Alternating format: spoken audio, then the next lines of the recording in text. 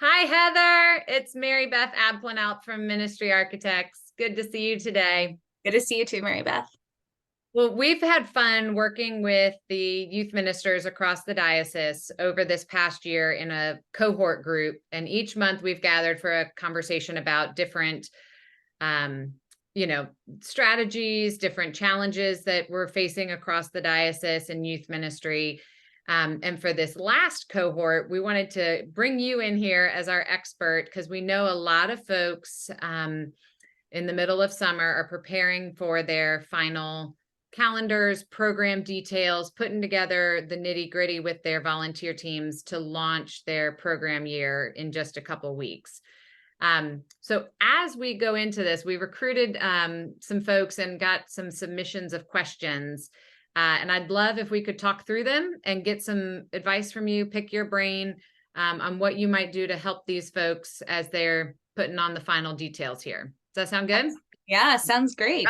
You're up for the challenge. Great. Yeah.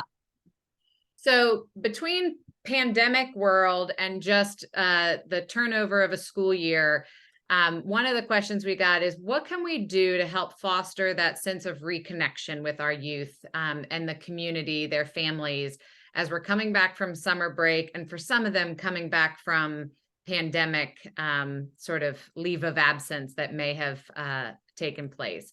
What do you have to share with our youth ministers who are trying to wrestle with this concept in general? Absolutely. So the biggest thing is invitation, both corporate, but also individual. So one thing that I would always do is send out like a postcard or a newsletter at the beginning of the year to all of the families to let them know when is our official kickoff date. I've often done some kind of a kickoff event. That could be a service project, it could be like a fun thing where you bring in like a snow cone truck or something, or have somebody from the congregation make cotton candy. I mean, it doesn't have to be huge, but it could be. Or it could be like a back to church Sunday if that is something that your church does. I notice like a lot of families fall off in the summer. They take the summers off from church. And so there has to be some kind of invitational moment for them to come back. So postcard or a brochure, preferably naming like any important dates to know for the year as well, which I love to do in a postcard or a magnet format so they can stick it on their fridge, which is really great. But then you also want to do personal invitations. And I think this is a moment to think about, who have I not seen, not just over the summer, but maybe in the last year?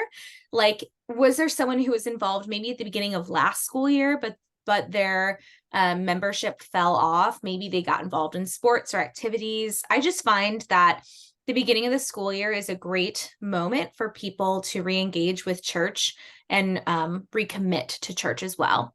Another thing to do, and this I think ties into our next question, is to reestablish names, pronouns, and how we get to know each other as well. There's so Love much. a name tag. Love Yeah. a name tag. Yeah, there's so much that happens over the summer, and a lot of teenagers find themselves like changing themselves over the summer. So it's a good opportunity to come into a school year with no assumptions and give teenagers a chance to reintroduce themselves, not just name pronouns, but also like who they are. What are they into? What do they like? So having lots of different icebreakers available when people come back is a great way to foster that connection with each other. Oh, I love that. I love that. Yeah, giving them space to share and feel engaged, like they have a spot, they belong. Yep. So as you were talking about postcards and magnets and things, I imagine there's somebody out here watching this who's feeling a little bit behind. Like, Mm-hmm. oh gosh, I should have done this earlier, but I only have a couple weeks and I still haven't gone on vacation. I'm tired. Mm-hmm. What would you say? I mean, as far as would you agree to the statement that something is better than nothing? So if all they can do is print something on cardstock and cut it in half and mail it as a postcard, that would be better than trying to worry about graphic design or working with a communication staff, but just even a text message thread to the parents at their church and the youth who they have phone numbers for, you'd agree that something is better than nothing? Absolutely. And there are really great free programs like Canva. And if people really needed help, they could literally send me a message. And I have a bunch of old like postcard designs that I've used that Ready I'd to be go. happy to Yep. edit in 3 minutes and send back to you. So that's like what we're for, right? Is to help you with whatever you need. And if you need just a quick invitation, that's easy. We've got that. So good. So good. Okay, so when it comes to planning the content of the year, you spoke about that initial kickoff event, sort of the hard start, draw everyone in, let them know the new thing is beginning. Mhm. Um, how would you say for youth, what do they need the most in these first 2 to 3 months, even first 2 to 3 meetings that the youth group is gathering or confirmation class is gathering? How should we prioritize that time? And in particular, what do we want our adult leaders to know about those couple initial gatherings? Sure. So I think those first few youth meetings should be all about connecting with one another and fostering relationship. You don't have to really dive into the curriculum right away. You could wait a meeting or two to do the curriculum. One of my favorite traditions at my last church was doing something called the Awesome Game on our first meeting. And it was like this Ziploc bag with a bunch of different challenges in it. And I would split them up in groups and I would give them like 30 minutes and say the group that can complete the most challenges in 30 minutes wins a prize. And part of those challenges was they had to take a lot of pictures, and I would have all those pictures uploaded to a link, and now I have pictures of all of our youth for the year, and I Fun get to pictures too. yeah, fun pictures. And we get to plaster them everywhere so that they see how much fun they have at church. They get to like build this really fun memory. And I think that just sets up the year really well. So, however, that's translated in your context, how can you help kids have fun together, build memories together, have an experience that sets up the vibe of what their year looks like? So, I might sound controversial, but you don't have to do curriculum your first few meetings of the year. You don't faith conversations are going to happen. I think it's like Maya Angelou who said, you won't remember what people teach you, but you will remember how they made you feel. And I think that feel Absolutely. part is important at the beginning of the school year. Yeah, yeah. Well, and I like the example you gave of the Awesome Game. They have to contribute to that. So they're having a chance to share and offer as opposed to being sort of the recipient of knowledge or, assuming that the adults are the expert and the youth are these empty vessels that we're here to pack with knowledge of the faith. So letting them be the ones to draw them out in whatever the activity is. I love that. Yeah. You can always pray too, do some Mhm. supplications and intercessions in these, initial meetings and let that be, the way we're forming a community of prayer and support. Mhm. Mhm. That's awesome. Okay, what is something that over time you've realized is critical for you to do at the start of the year that you didn't start doing in the beginning of your youth ministry career? So, Yeah. what has experience taught you?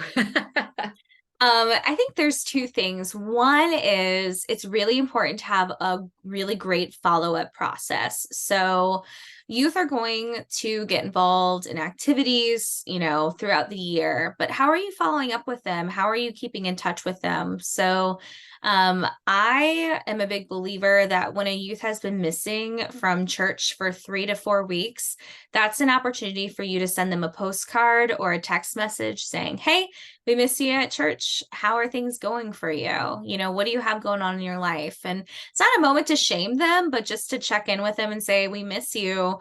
Um, what do you got going on in your life? How can I pray for you? Like, you got any celebrations that I can like share joy in with you?"